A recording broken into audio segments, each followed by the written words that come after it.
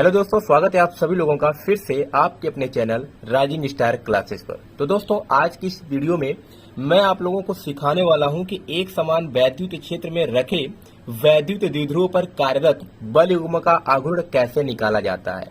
और ये डेरिवेशन हर साल पेपर में पूछा जाता है, बहुत ज्यादा इंपॉर्टेंट है। ठीक है, किसी भी ईयर का पेपर उठा करके देखेंगे तो किसी न किसी सेट में ये डेरिवेशन देता ही है।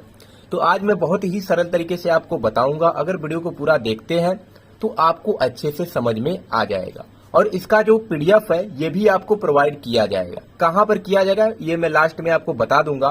ठीक है, तो सब कुछ आपको यहाँ पर फ्री में दिया जा रहा है, फ्री में पढ़ाया जा रहा है, वो भी हर एक सब्जेक्ट को। साथ में इसका नोट्स भी, इसका पीडीएफ भी मैं आप लोगों को प्रोवाइड कर रहा हूँ। ठीक है, तो क्या दिया है कि एक समान वैद्युत क्षेत्र में रखे वैद्युत द्विध्रुव पर कार्यरत बल युग्म का आघूर्ण निकालना है। यानी किसका मान हमें ज्ञात करना है? टाउ का मान हमें ज्ञात करना है, क्योंकि बल युग्म का आघूर्ण को टाउ से प्रदर्शित किया जाता है। तो बोला है कि एक समान वैद्युत क्षेत्र है जिसमें एक वैद्युत द्विध्रुव रखा गया है। वैद्युत द्विध्रुव क्या होता है कि जिसमें बराबर परंतु विपरीत प्रकार के आवेश 2l दूरी यानी कि अल्प दूरी पर स्थित होते हैं। ठीक है, तो हमने यहाँ पर एक वैद्युत द्विध्रुव ले लिया है। यहाँ पर -q आवेश है और यहाँ पर +q आवेश है। ठीक है, और ये क्या है? एक वैद्युत क्षेत्र है, वो भी एक समान वैद्युत क्षेत्र है। तो आपको पता होगा कि एक समान वैद्युत क्षेत्र में जब हम कोई +q आवेश रखते हैं तो इसकी दिशा किधर होती है? तो वैद्युत क्षेत्र की दिशा की तरफ होती है। ठीक है, तो इस पे अगर हम बल लगाएंगे तो इस पर बल की दिशा किधर होगी? तो वैद्युत क्षेत्र की दिशा की ही ओर इस पे लगने वाले बल की भी दिशा होगी। यानी ये हो गया F1। ठीक है, मान लेते हैं इस पर कौन सा बल लग रहा है? F1 बल लग रहा है। और बल बराबर क्या होता है? तो F बराबर होता है Q × E। वैद्युत क्षेत्र में आपको बताया गया है। तो आवेश इसका Q है और वैद्युत क्षेत्र कितना है? तो E है। तो ये हो गया F1 बराबर QE। ठीक है, अभी देखिए यहाँ पर मैं आपको बता रहा हूँ, यही चीज क्या करना है, यहाँ पर लिखना है। तो सबसे पहले फिगर को समझ लीजिए। लिखने के लिए तो आप भी लिख सकते हैं, बना करके कैसे भी लिख दो, नंबर मिलता ही है। यहाँ पर -q है, तो -q पर जो बल लगता है वह वैद्युत क्षेत्र के विपरीत दिशा में लगता है। यानी वैद्युत क्षेत्र आगे की ओर है तो इस पे जो बल लगेगा वह इधर की ओर लगेगा। ठीक है, और इस पर मान लेते हैं कैसा बल लग रहा है? F2 बल लग रहा है। तो F2 बराबर मान लेते हैं, वही आवेश है Q इस पर भी है। और क्या हो जाएगा? वैद्युत क्षेत्र E दिया है तो वही हम ले लेंगे F2 बराबर Q × E। यानी इस पर भी उतना ही बल लग रहा है और इस पर भी उतना ही बल लग रहा है। अब हम क्या करते हैं, इसको थोड़ा सा आगे बढ़ा करके इसको मिला देते हैं। क्यों मिलाया जा रहा है अभी अब मैं आपको बताता हूं। क्योंकि हमें क्या है, लंबवत दूरी की आवश्यकता पड़ेगी आगे डेरिवेशन के लिए। तो यहाँ पर हम क्या करते हैं, इसको डॉटेड लाइन करके मिला देते हैं। तो यहाँ पर कोण कितने मान लेते हैं? यहाँ पर जो कोण है वह थीटा है। ठीक है, और ये जो लंबवत दूरी है इसको हम मान लेते हैं R1। और ये जो कर्ण होगा, ये कर्ण ही है ना, देखिए एक समकोण त्रिभुज बना हुआ है और इसकी दूरी कितना है? 2l दूरी है, क्योंकि 2l दूरी पर स्थित होता है। तो ये 2l हो गया और ये लंब जो है इसको हम R1 मान लेते हैं, बाकी ये आधार हो जाएगा। उनके बीच का कोण कितना है? तो थीटा कोण है। अब यही चीज क्या करना है, आपको यहाँ पर हिंदी में लिख देना है। तो चलिए लिख देते हैं सबसे पहले इसको।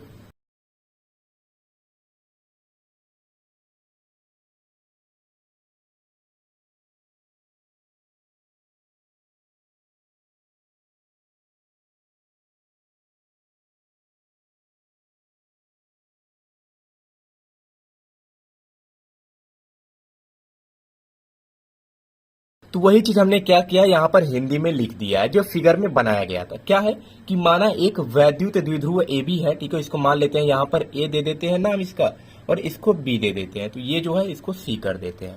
तो माना एक वैद्युत द्विध्रुव जो AB है, दो बिंदु आवेशों -q और +q से मिलकर बना है, जो एक समान वैद्युत क्षेत्र E में क्षेत्र की दिशा से थीटा कोण पर स्थित है। ठीक है, यही फिगर में बनाया गया था, बस इसको हिंदी में लिख दिया गया है। अब उसके बाद हमने क्या किया था कि +q पर बल निकाला गया है और उसके बाद -q पर बल निकाला गया है। तो सबसे पहले +q पर जो बल निकला है F1, इसको लिख लेते हैं। तो क्या लिखेंगे यहाँ पर कि वैद्युत द्विध्रुव के आवेश। ठीक है, देखिए हिंदी लिखते हैं अगर तो आपको पूरे के पूरे अंक मिलेंगे, क्योंकि ऐसा लिखने पर क्या होता है, एग्जामिनर खुश हो जाता है। लेकिन अगर आपके पास समय नहीं है, बहुत कम समय बचा हुआ है, तो ये सब लिखने की जरूरत नहीं है। डायरेक्ट आपको क्या करना है, क्वेश्चन हल करना है।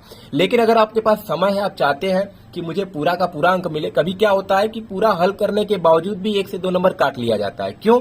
यही सब बच्चे नहीं लिखे होते हैं, इसलिए थोड़ा सा उनको अच्छा नहीं लगता है, इसलिए 1-2 नंबर कम दे देते हैं। तो समय है तो आपको लिखना पड़ेगा। तो वैद्युत द्विध्रुव के आवेश यहां पर लिखेंगे वैद्युत द्विध्रुव के आवेश, वैद्युत द्विध्रुव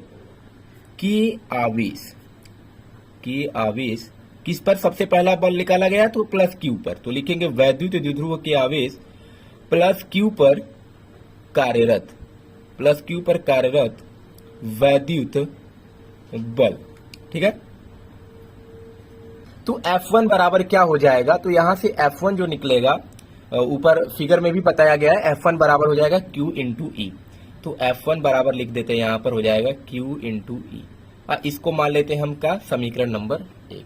ठीक है, वैसे ही क्या करते हैं, F2 द्वारा जो बल निकाला गया है, यहां पर माइनस क्यू पर जो बल निकला है, इसको भी लिख लेते हैं। तो वही फिर से लिखेंगे कि वैद्युत द्विध्रुव के आवेश, ठीक है, वैद्युत द्विध्रुव के आवेश, वैद्युत द्विध्रुव की आवेश माइनस क्यू पर। ठीक है, वैद्युत द्विध्रुव की आवेश माइनस क्यू पर कार्यरत वैद्युत बल, माइनस क्यू पर कार्यरत वैद्युत बल, वैद्युत बल। तो क्या हो जाएगा F2 बराबर, तो F2 बराबर भी हमें वही बल निकल जाएगा, यानी कि Q इंटू ई। इसको मान लेते हैं हम समीकरण नंबर 2। अगर हम समीकरण 1 व समीकरण 2 को देखते हैं तो दोनों का मान क्या है, बराबर है। तो यहां से लिखेंगे समीकरण 1 व 2 से। ठीक है, समीकरण 1 व 2 से क्या कह सकते हैं कि F1 जो है वह F2 के बराबर हो जाएगा, यानी F1 बराबर हो जाएगा किसके, F2 के। इन दोनों को बराबर कर देते हैं कैपिटल F के। ठीक है, तो कैपिटल F का मान कितना हो जाएगा, Q इंटू हो जाएगा कि नहीं, क्योंकि दोनों के बराबर ही है। तो F का भी जो मान निकलेगा वो हो जाएगा Q इंटू ई के बराबर। ये हो गया हमारा समीकरण नंबर 3। ठीक है, तो यहां से बल का मान हमें पता चल गया, आवेश गुणे वैद्युत क्षेत्र, यानी Q इंटू ई के बराबर हो गया। अब अगर हम टाउ का मान निकालना चाहें, जो कि है बल युग्म का आघूर्ण, जो हमें ज्ञात करना है, तो टाउ बराबर एक फार्मूला होता है जो कि आपको याद होना चाहिए।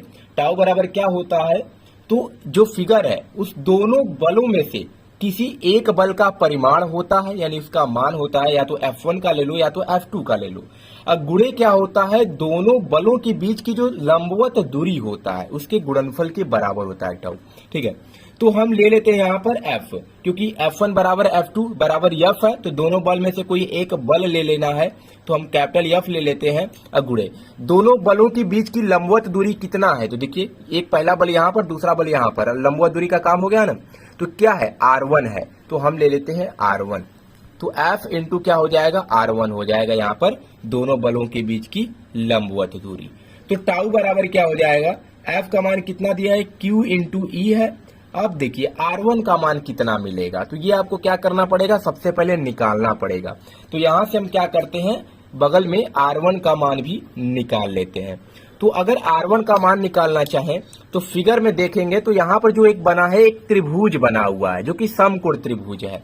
तो अगर हम साइन थीटा लेते हैं, क्योंकि हमें इसका और इसका प्रयोग करना पड़ेगा तभी तो इसका मान निकलेगा। ये तो आधार हमारे पास है ही नहीं, ये तो ज्ञात ही नहीं है। तो इन दोनों का ऐसा कोई हमें लेना है कि जिसमें कर्ण का और लंब का संबंध हो।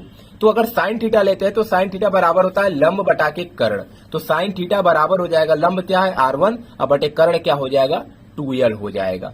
तो लिखेंगे त्रिभुज ABC में, ठीक है, क्या लिखेंगे, त्रिभुज ABC में, ठीक है। तो साइन थीटा बराबर हो जाएगा, साइन थीटा बराबर लंब बटा के कर्ण, ठीक है, लंब बटा के हो जाएगा कर्ण। लंब का मान कितना दिया है, तो R1 दिया है, बटे कर्ण का मान कितना दिया है, 2l दिया है। तो हमें R1 का मान चाहिए तो 2l उधर चला जाएगा। तो R1 बराबर कितना मिल जाएगा, 2l इंटू साइन थीटा, ठीक है। इसको मान लेते हैं समीकरण 4। इसका मान क्या कर देते हैं, यहाँ पे रख देते हैं। तो यहाँ से Q इंटू ई गुणे हो जाएगा 2l साइन थीटा, क्योंकि R1 का मान हमें नहीं पता था तो यहाँ से निकालना पड़ा। अब हम क्या करते हैं, 2 और Q और L को एक साथ ले लेते हैं, क्योंकि फार्मूला एक बनता है वैद्युत द्विध्रुव आघूर्ण का। तो ये हो जाएगा 2QL इंटू क्या बच गया, E इंटू साइन थीटा, यही बचेगा। अब 2QL जो होता है यह P के बराबर होता है, जो कि वैद्युत द्विध्रुव आघूर्ण होता है। तो चूंकि हम जानते हैं कि P बराबर होता है 2QL, ठीक है, पढ़े होंगे। तो टाउ बराबर कितना हो जाएगा, तो यहां से जो टाउ निकलेगा ये बराबर हो जाएगा पी ई साइन थीटा। और यही क्या था, हमें सिद्ध करना था। यही फार्मूला होता है बल युग्म के आघूर्ण का। टाउ बराबर क्या होता है, पी ई साइन थीटा।